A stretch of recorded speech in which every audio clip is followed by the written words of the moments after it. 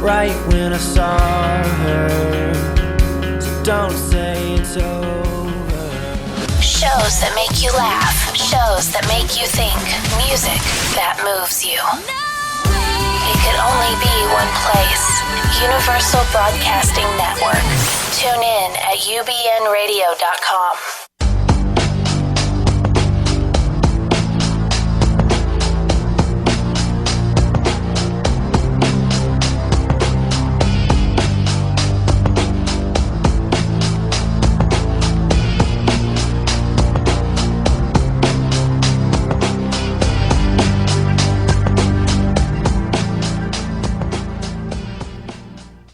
Well, greetings and salutations, everyone. You have tuned in to Dr. Judy WTF right here on UBN Radio, and I am your host, Walt Lusk, and Dr. Judy had a really long session. She will probably be here in a few moments. If you want to tune in, you can catch us on podcasts at iTunes or Stitcher, and we, of course, our website is drjudywtf.com, and last week we continued with our series, as we are every week these days, on Hole in the Soul, and we really focused on the narcissistic personality disorder, which some feel was one of our better shows. So if you want to check that out, you sure can. And this week we are going to do the kind of the converse of that, which is the borderline personality disorder. It's actually one that was just diagnosed from the DSM, which is sort of the psychological Bible, only in 1980. So it's a reasonable recent diagnosis. But I wanted to start with a quote from Les Brown, and it says, "Someone's opinion of you does not have to become your reality. You and all the people are worthy of being treated with respect. You get what you put up with, not what you deserve. Most of all, you deserve to be treated with respect." So the question really is, what is a borderline and how does that work? Well, an overwhelming majority are women, which is kind of interesting because they kind of want or need a strong guy, which ups their chances, of course, of having a narcissist as a boyfriend. And over 75% of all narcissists are men. So that would kind of fit hand in glove, right? And the question is, borderline personality disorder, it has a couple things. One, problems regulating with emotions and thoughts, impulsive and reckless behavior, and an unstable relationships with others. And so we're going to be addressing that in a lot of ways. And what we use here, as Dr. Judy is getting set up, welcome, is her mind map, which she developed over 12 years ago. And it's an amazingly effective system of therapy. And she actually had a session, maybe we'll talk about it at some point, with a 9-year-old, which was just phenomenal, first session. And it was a great session. But welcome, Judy. Thanks for being here. And thanks for warming up the audience without me. Appreciate it. You're welcome. Anytime. Oh, that sounds better. Is this, there we go. Good? Let's see. We were 4 or 5. Oh, let's try this one. We're definitely having technical difficulties. Okay, That should be better. There we go. That sounds there we so go. much better. Okay. Welcome to the studio now. Thank you. I'll give you the microphone now. Okay. Well, tonight I thought we would concentrate not so much as on the actual labeling of things, because labels mean very little they do. in terms of the treatment itself. What I'm interested in is the wound, the injury, and we're going to talk about borderline personality disorder from the point of view of the hole in the soul. Yes. And the type of injury that the person incurs in order to have a series of instability of mood, instability of sense of self, feelings of deep abandonment, real deep fears of being abandoned. And they act out a lot. So, and we've got a test we're going to go over, I think, and a couple of issues. By the way, this is a call-in show.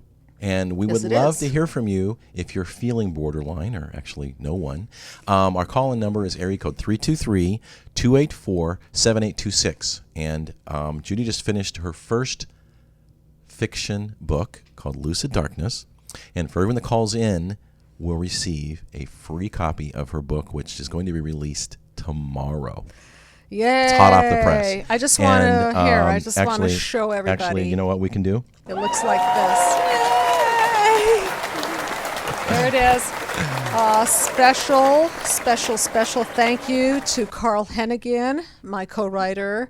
Very special thanks to Walt Lusk, who stayed up. Stayed up, actually. Stayed out and stayed up.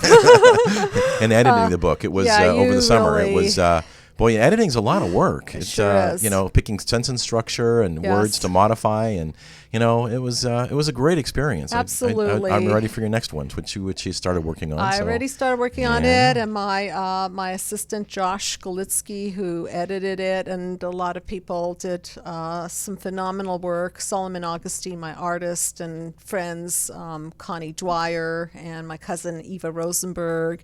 Judy, and, I hate to break the news. This isn't the Academy Awards. I yet. know, Okay, I sorry. know, but I'm that way. I've got to acknowledge everybody, and I'm just so thankful for and Mom. support. Oh, right, of course. The Wounder. How can we forget everybody? So anyway, we are going to talk about the hole in the soul from the perspective of deep abandonment issues. Last time we talked about the narcissistic personality disorder from the point of view of narcissistic injury. Now, in the case of the borderline personality disorder, it's a little bit different because it's very different. It's a little different, very different, because borderlines tend to act out a lot. If you have seen Fatal Attraction, the movie years ago, Glenn Close and Michael Douglas. Yes, that is an example of the fictional depiction of a borderline personality disorder. Some people refer to them as bunny boilers. And sometimes Bunny boilers. Yeah, bunny boilers, because they can get really threatening, and they can really wreak havoc on your life. And it's very, very, their internal world is very, very disjointed and painful. And so they make sure that everybody else's external world they feel is it, know very, it. very painful and disjointed. And they are very good at acting out in several ways. Go ahead. They do one of the following, and it's very reckless in its approach. Or some of the following. Yeah, some of the following. Mm-hmm. Yeah, either was one or more, or some of the following. Yeah, reckless in terms of they engage in unsafe sex, abuse alcohol and drugs, binge eat, gamble, spend money recklessly, and I know some that drive crazily. And cut themselves. And that's coming. They nearly always have an empty feeling. Mm-hmm. It's just, again, the epitome, in my view, of hole in the soul. Right. Sometimes when they're stressed out, they feel abandoned. They get paranoid. Sometimes they just space out or disassociate, which that'd be kind of fun, even if you're not sober. They idealize others. And devalue them. And then, no. First they idealize them. Basically when they first meet him, it's like, man, you're just flipping amazing. You're amazing. Amazing. Mm-hmm. And then, and usually and many times the same damn day, you're not. Yes. And depending on their internal state, you are and you're not. It's the red light, green light. And you never know where you stand with them. It's hot and cold. I was in a relationship some time ago where that way. I mean, at 2 o'clock in the afternoon, we were having a great conversation and texting, and by 8 o'clock that night, I never want to talk to you again. So it was the epitome, in my view, of being hot and cold. It was just crazy. I think everyone's been in a borderline or narcissistically, bent that way relationship, and we all know what it feels like to be on the receiving end. And I do believe that one of the reasons I am a psychologist is because within each individual, we've got to taste the little aspects of ourselves that are just a little bit borderline and a little bit narcissistic and a little bit histrionic and a little bit paranoid, because ultimately I think we all have elements of. Now, yeah, we do. On all this stuff. And by the way, stay tuned, because one of the highlights of our show is we shrink that tune. And we've got a really popular one by Madonna, nonetheless. Yeah. So stay tuned to that. I just want to give you a little history on the Shrink the Tune tonight, which I won't tell you the song because we kind of like to leave it for the last minute. But this song was a song that I listened to when I was in my graduate program. And whenever this song came on, I just thought of all these borderline personality disorders that I was treating. And it's certainly was a song that made me realize that I was losing my mind in the course of treating these people, because they do get under your skin. They do. By the way, they're very, very fun. They are. They're super lively. They're oftentimes very imaginative, creative. I find that a lot of the people in my practice who demonstrate a lot of the borderline features are in the entertainment industry. Also, a lot of the people that demonstrate the narcissistic features are in the entertainment industry. Yes, they are. Okay, so we're in the entertainment industry. What does that say about us? Wow. Okay, Let's so. see. Well, but wait, there's more. Sudden shifts in the way they look at themselves and in life. Their mood can shift between extreme periods of anxiety, depression, or being irritable in a matter of hours or days. Yes. Their view of others can shift dramatically as well, without warning. They say most of their romantic relationships have been very intense, but not very stable. Right, and they go through relationship after relationship because really what's going on with them is there's no internal regulational system. So their emotional thermometer is broken, and they look for this regulation from external sources. So that if that external source fails them, they will go into a borderline rage.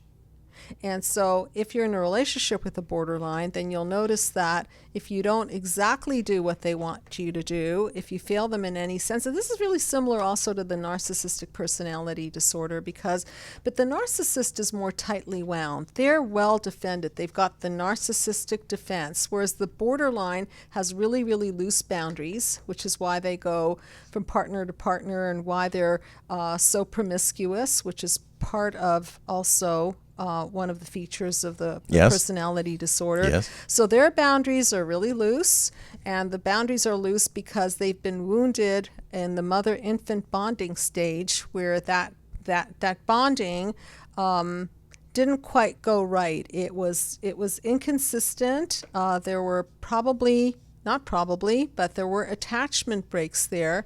I'm thinking of one particular patient that I treated who had a lot of attachment breaks, and as a result of these attachment breaks, I called her the ragdoll syndrome child. Ragdoll. Okay? The ragdoll. So come here, go away, please me this way, no, it's not good enough, throw away. So it was just a ragdoll, and and she had, unfortunately, a narcissistic piece of it also in there. So she had the borderline acting out, along with the narcissistic feature of demeaning, devaluing, and destroying. There you go, the 3Ds of narcissism. So sometimes borderline narcissist, borderline features show up in the very same person, and sometimes the borderlines get attracted to the narcissist because, as our show is called, it's called What the Freud, WTF, and WTF means that we repeat themes from the blueprint of our past. So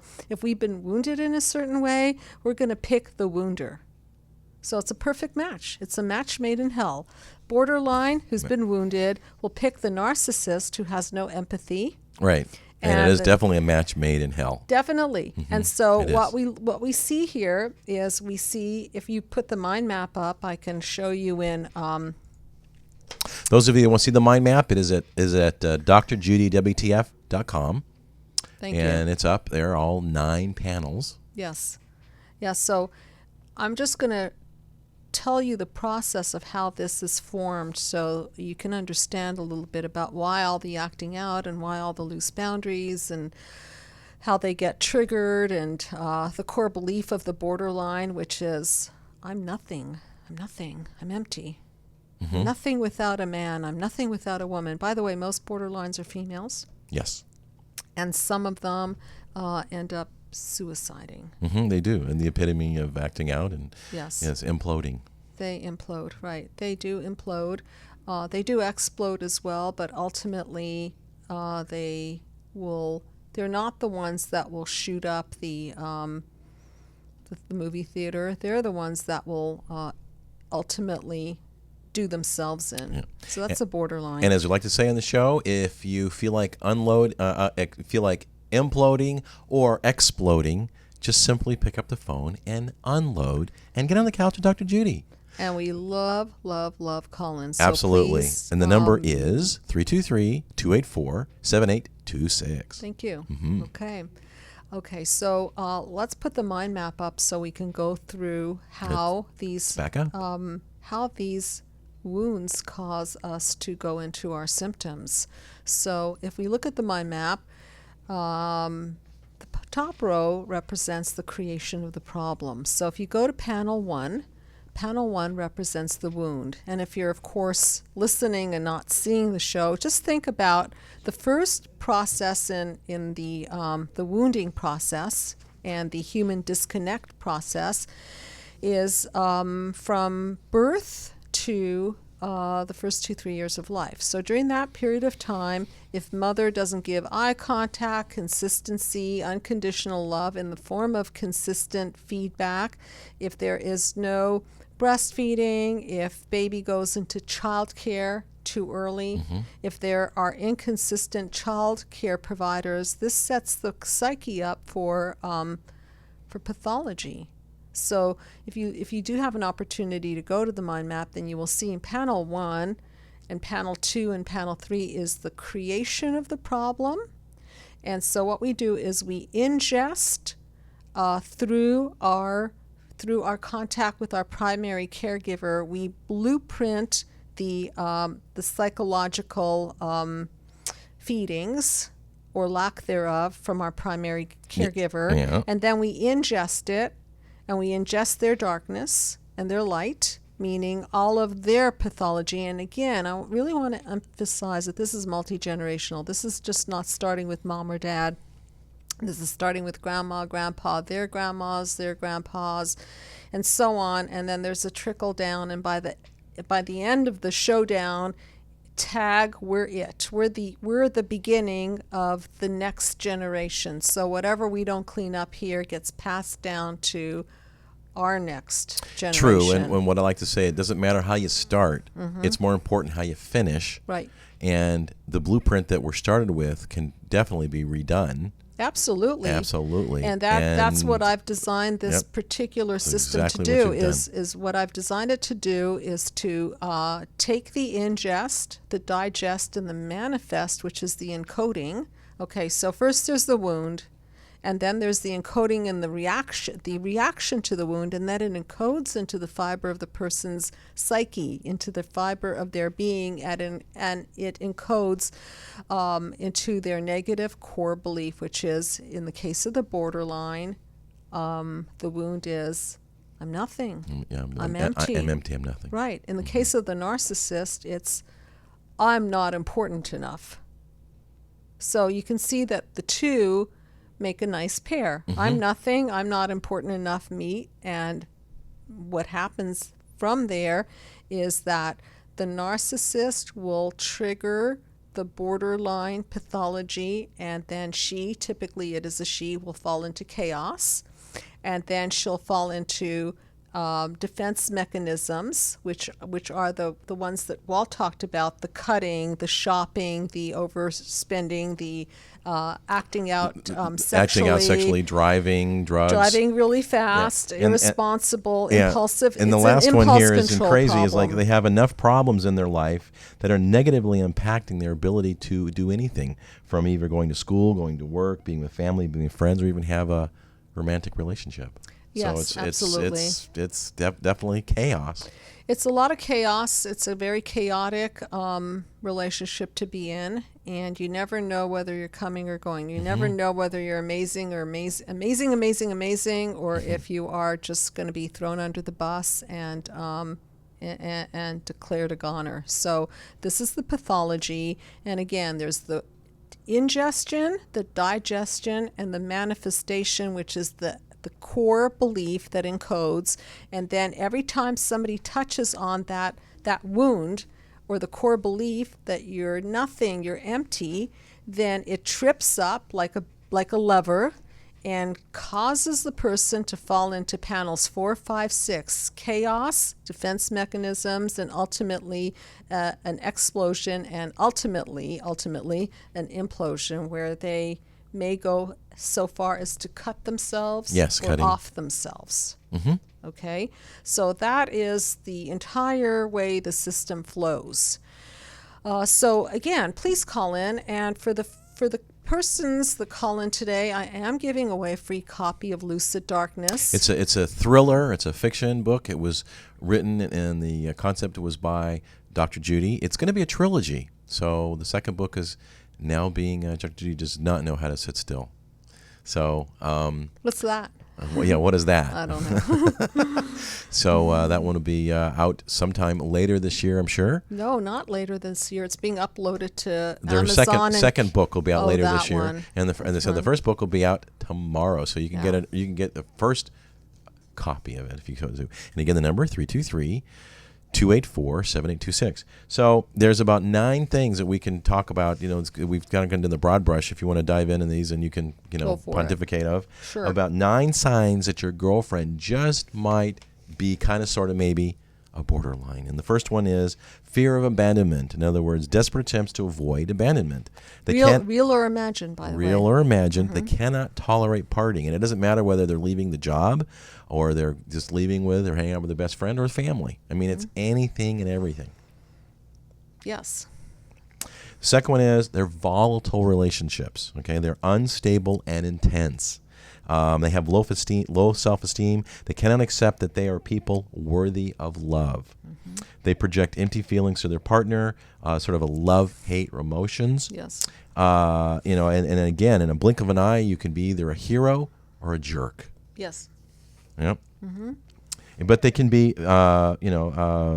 Prince Charming 1 second and degraded floor mat the next. Yep. The third is and this one for me is a key. Their inability to know who they really are.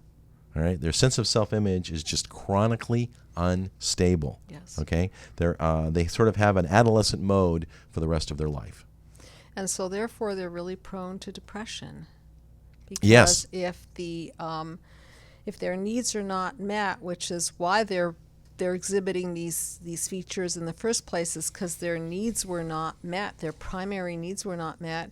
If again their needs are not met, if there's a failure in mirroring, if there's a failure to nourish and nurture the person, they will have very, very severe reactions, because what's happening is that the person that they're in a relationship with is triggering the file of the mother wound.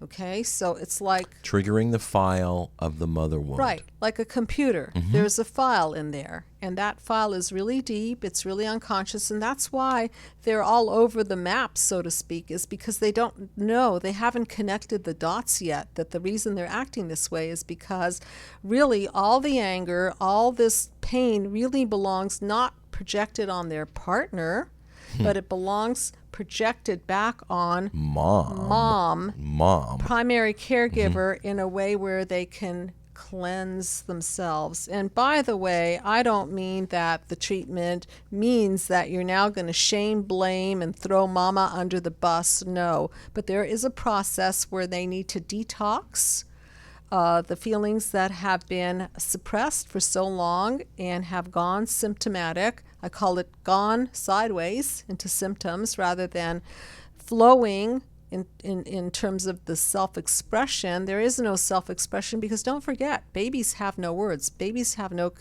conception of what's going on. They just feel. They're reactors. So when we are injured in that first few years of life, we don't have words to describe, you hurt my feelings, I don't like how you abandoned me, how dare you give me over to a child care provider when you're my mom, why didn't you, they don't have the tools or anything. They don't. No. So part of what I do in my work is I play psychological detective, and I really love that because it's so challenging. And my cues, my breadcrumbs, so to speak, my cues are the M&Ms or Reese's or yeah, well, sometimes, not often though, but they're definitely the symptoms that the people bring in. My patients bring in all kinds of symptoms, and then we retrace the symptoms back to cause. We've got to work backwards because people don't understand why they're feeling anxious, depressed. Why am I cutting myself? Why am I shopaholic? Why am I feeling so horrible? My boyfriend dropped me and he wasn't even that great a guy, but I'm reeling in pain and I can't get over it. Why? Okay. Well, you mentioned that might be a good segue for a patient you saw this week. It was a kid, a mom and a kid came in. I had a very interesting. Yeah, you talk about symptoms and identifying and going on a detective thing. This was amazing. You want to talk about that real quick? Yes, and by the way, children are not labeled anything because they're in formative years, so we don't use borderline personality But this was the case. I call them my incubator babies, and I have a lot of patients that are incubator babies, and by that I mean people who were preemies. And they were put in incubators, and they didn't have the ability to physically connect on a regular basis in the first few vital days of their life. Correct. I have one patient who was basically she was about 2 pounds. Wow. 2.5 pounds when she was born. And her mother was phenomenal because she took the baby and held the baby in her hand, and her breasts were swollen because the baby had no ability to suck, just was not strong enough to suck. Right. So she had to pump, and then with a little bit, with a dropper. little dropper, she had to feed the milk into her daughter's mouth. And so the incubator babies, when not handled right, when they're stuck in the incubator, the confines of the incubator, under the light, when they're not touched and handled on a regular basis, and remember, in order to have a healthy human psyche, we need touch, we need the sound of the mother's heartbeat, we need the breast milk, we need the eye contact, and we need consistency. So can you imagine the trauma on the human psyche to be born into a world with lights on you because the bilirubin count is up, so they have to put the lights on. Right. And then, of course, they're poking the little heel of the baby. Their jaundice. The jaundice, right? Okay, so there's just all of this intrusive work going on, and then the baby doesn't get the contact comfort from the mom. So I find that I have a part of my practice, I'm going to write a lot more about this and talk a lot more about this. And I think we're going to have a show on incubator babies next. I want to do that next. Okay, that's good. Okay? Stay tuned, folks. We're going to talk about that next week. That's right. All right. So we're going to incubate it for a week and then have a show. Okay. So one child that I'm working with currently, a little boy who has extreme anxiety, and he has sleep disorder. Cannot soothe himself, cannot fall asleep. That's not fun. Not fun. So, of course, he did want to be in the therapy because what 9-year-old child wants to be in therapy. So I had a big challenge in front of me, and so I decided to play psychological detective with him.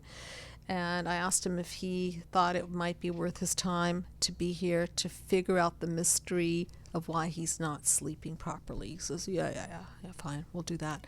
And so we started connecting the dots, and a dream that he shared was a dream about a being in some kind of a confined box, and the colors in the dream were greenish beige, very hospital colors. Oh my gosh. And then there was this kind of like a threatening thing on the wall. Okay? A threatening kind of creature on the wall. Wow, that's scary. And it was really, really scary. And as children don't quite put everything together, there was a missing link between the symptom and the wound. And we started connecting the dots, and this child is so bright that he got that the incubator and the colors, the beige and the green, were the colors of the incubator. In the hospital. And the lack of ability to sleep was because, he was always disrupted, constantly being poked. Right. So there was some post-traumatic stress going on that he never completed. And also he had a real rough relationship with mommy.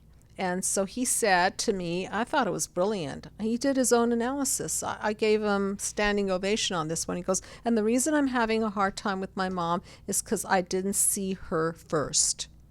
I just thought that was brilliant. And of course, what's scary is they actually remember the whole birth in the first few days of their life. Well, that to me is fascinating. Yes. And there are studies to show that children have these memories, and usually these memories come out in dream material because Sigmund It's Freud, subconscious. who I dedicate what the Freud Yes. name to, talked about the royal road to the unconscious. One of the royal roads to the unconscious is our dreams. And the dreams are the raw material through which we can start putting together the story. And so in this case, we talked about fact and we talked about facts, and we talked about clues, and we talked about facts, and we talked about clues until this little boy was able to put together the story to lay the line. framework of it. Good. Right. And so it'll be really interesting to see if the symptoms start going down, because what I find in my practice is the more you bring the unconscious to the conscious, you don't have to act it out any longer. So all of these birth traumas and all of these inabilities. Now, all of that was in one session, right? That was in one session. Yeah, it's amazing. You covered more ground in one session than probably some therapists would in a month of Sundays or something. You know what was really adorable is that he took the mind map, because I give everybody a Yeah, you have a copy of little the postcard. mind map. Yeah, and he crossed off panel 1, like, we're done. We understand the wound. The wound. We Yeah, the understand wound. where the problem came from. The cause. Check. The like, cause. Crossed off. Done. And I just watched this little boy do that, and it was so. I had this, this kind of like aha moment of, wow, it sure is beautiful to work with children because they're so accessible. Adults are more defended. Okay, so back to the borderline personality. And defensive. Yeah. So back to the borderline personality disorder. Well, I want to say one last thing is. Go ahead. That's one of the reasons why your therapy and your system is so effective, is because it's so goal oriented, right? You've got 9 panels. The first panel's done, so we're finished with that part. Now we move on to the next.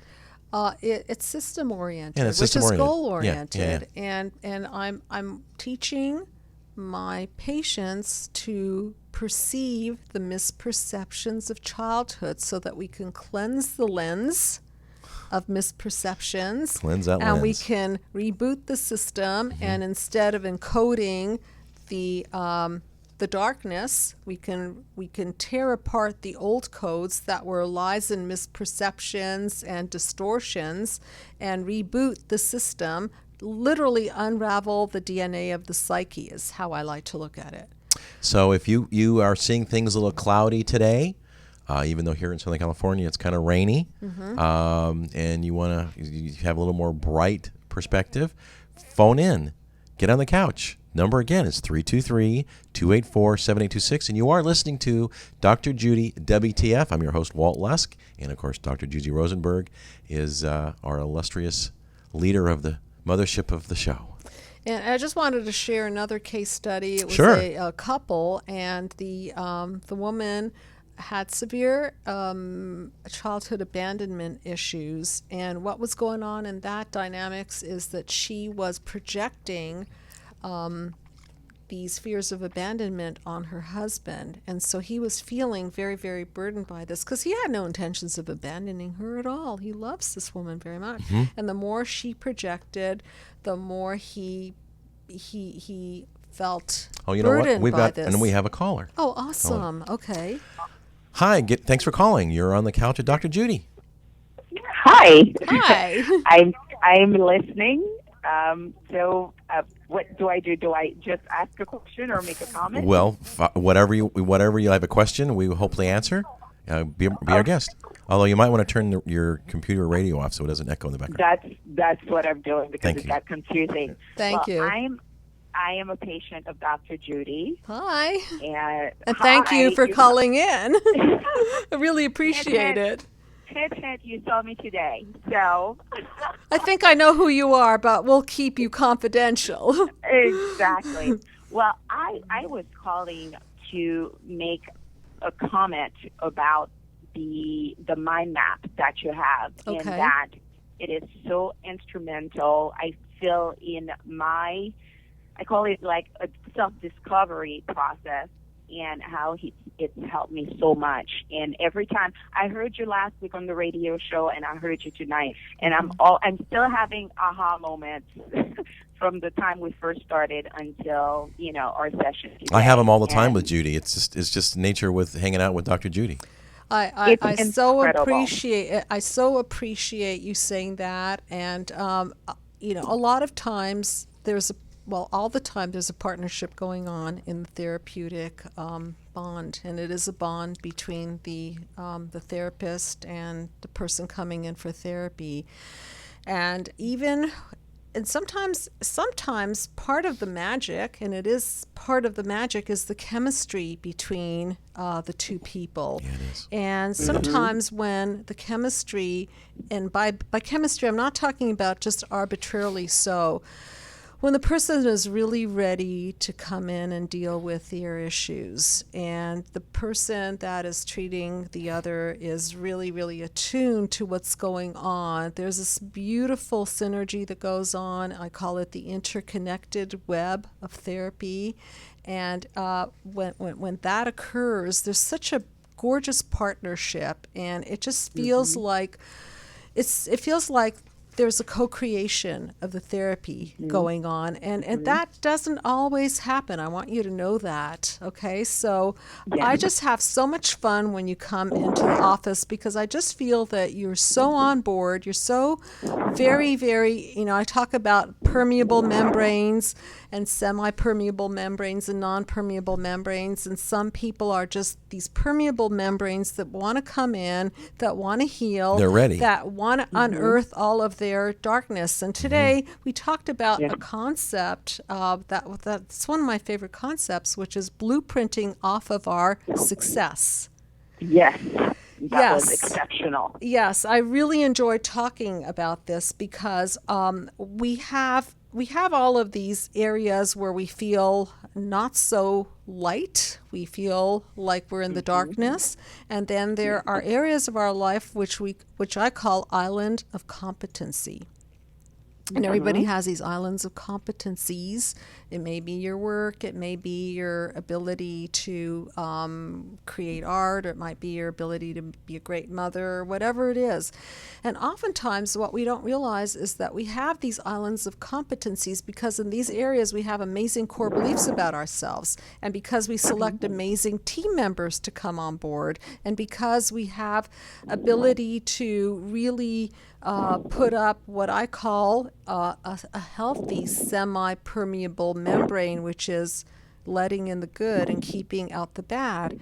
And so when we can borrow from our own blueprint of our own island of competency and move that over to the areas that are less competent for us, and really analyze what are we doing right in those areas that we're not in our other wouldn't areas. Those islands be maybe called like an oasis of sorts? Oh, I like that. That's very beautiful. Yeah, basically you're in your element, and it's an oasis, and you're successful in doing it relative to all the other stuff that we've got going on in our life. And by the way, I just want to share, of course, respecting your confidentiality, that I take what I call a psychological temperature on people, and it's kind of like reading their before and their during and their after, and it is so rewarding to see your symptoms just going down, down, down. The anxiety that was way up there, and the depression, and the stress that was in you, the anger. And the anger. Okay, and then we talked about how the anger is the depression is anger turned inward. Okay, and then the anxiety is a defense against the depression, and the panic attacks were when the anxiety just blew through the roof. And so all of these symptoms that were so interconnected that you came in with are now starting to subside, because what you're doing, you're doing is you're absolutely self-reflecting, and you're self-correcting, and you're moving yourself through a process that is really the basis of the work that we're doing, which is you're starting to really put yourself first. Yes. And I'm looking out for number one, and that's not a bad thing. no. Did you have another question or? No, I wanted to call in and make a comment, and I hope every parent tune in and listen to the show because it's incredible. The connection, especially starting with panel 1, everyone should listen to it. Well, thank you so much for appreciate calling. you. And I guess next time you see Judy, she'll give you a copy of her new book. Of course I will. Yes, thank you. Thank you very much. God bless. Great show, you guys. Thank you. So much. Thank you so much. Bye-bye. Thanks for listening. Well, there you go. A from, through, and to. Mm-hmm. That's awesome.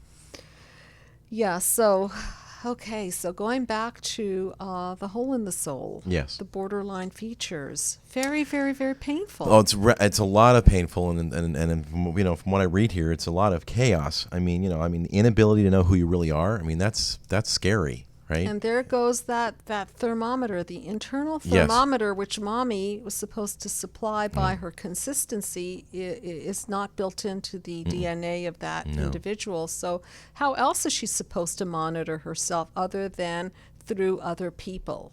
And so when that other person that she's attached to withdraws in any way, then her entire self-esteem just caves in. Right, it plummets. And then she has nothing left, and then she goes and does desperate acts to pump that all up. And what's interesting is the number 4 of the 9 things, if you might have a borderline girlfriend, is suicidal tendencies. So they feel intense rejection, right? That's right. And anger and self-hated. That's exactly what you've talked about. And then as a result, they go out and do risky things, whether one-night stands, substance abuse, alcohol, crazy driving.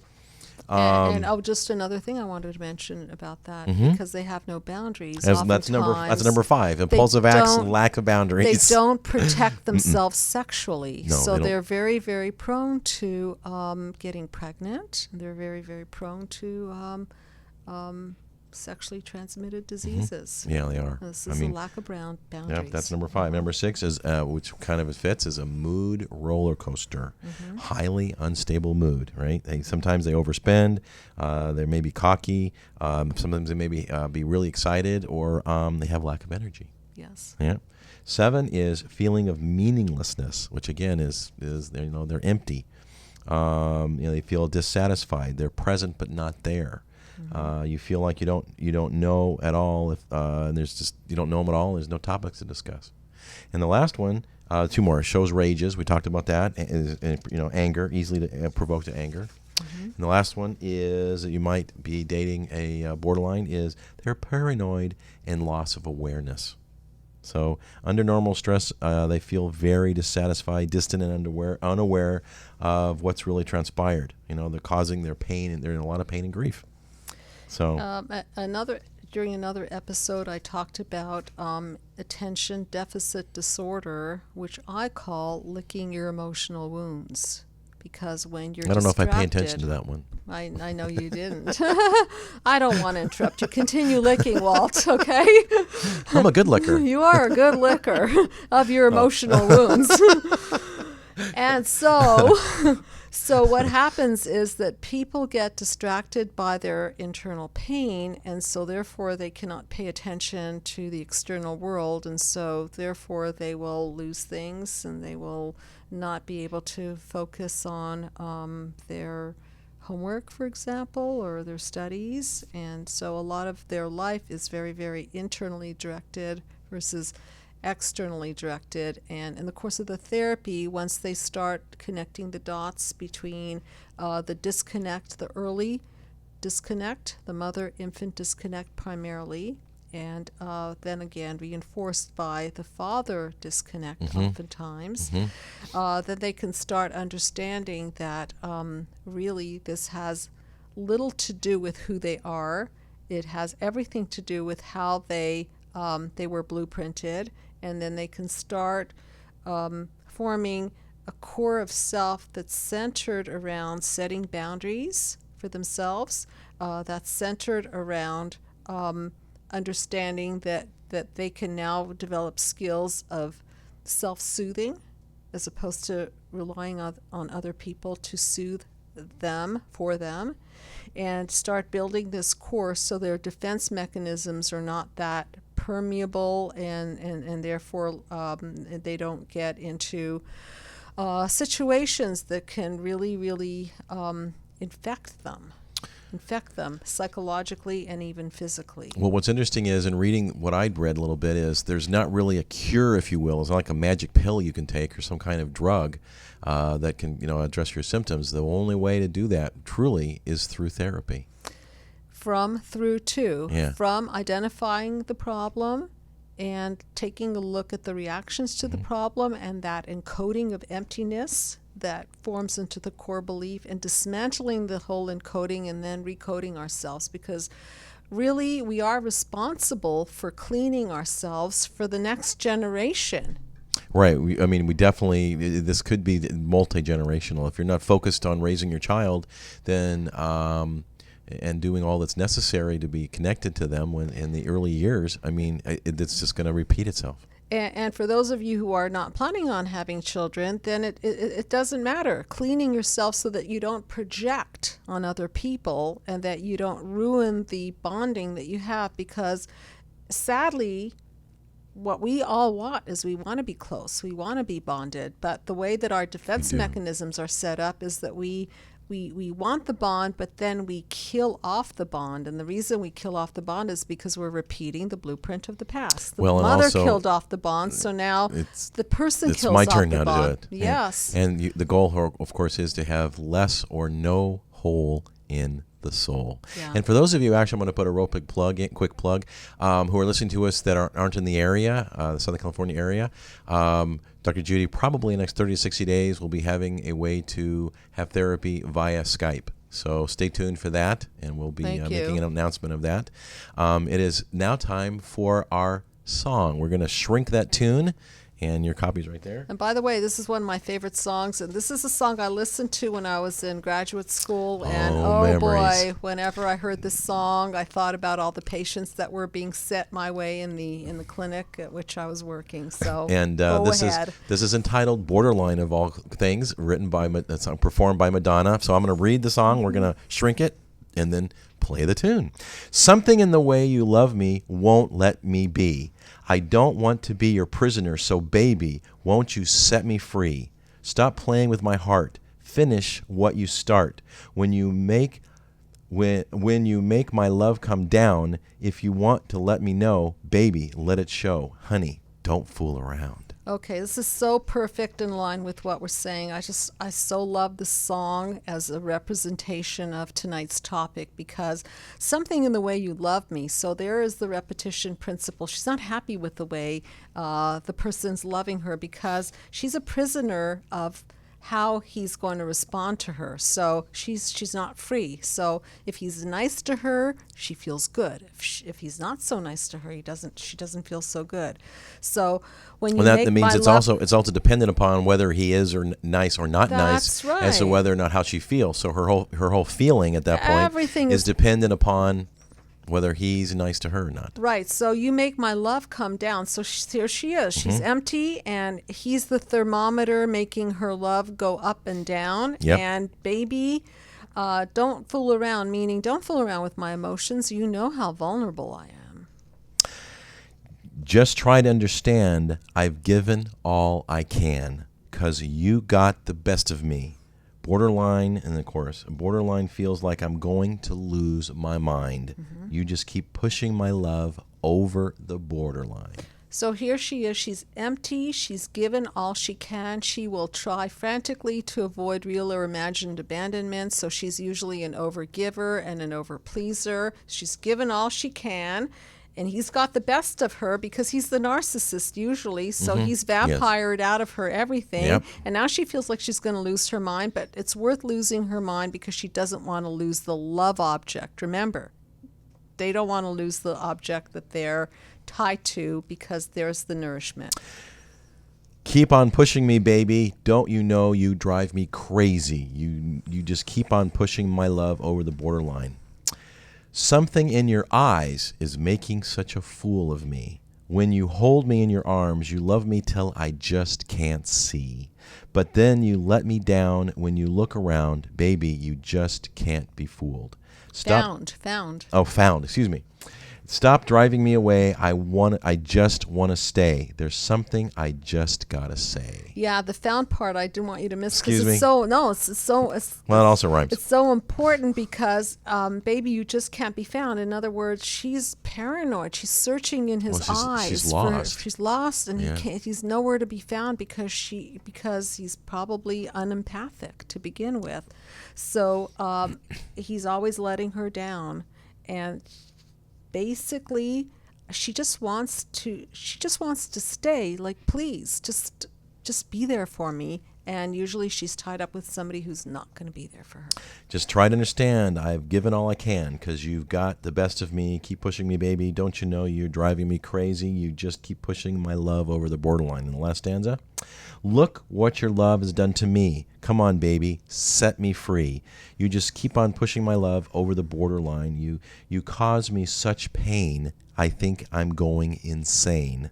What does it take to make you see? You just keep on pushing my love over the borderline. So Borderline by Matana.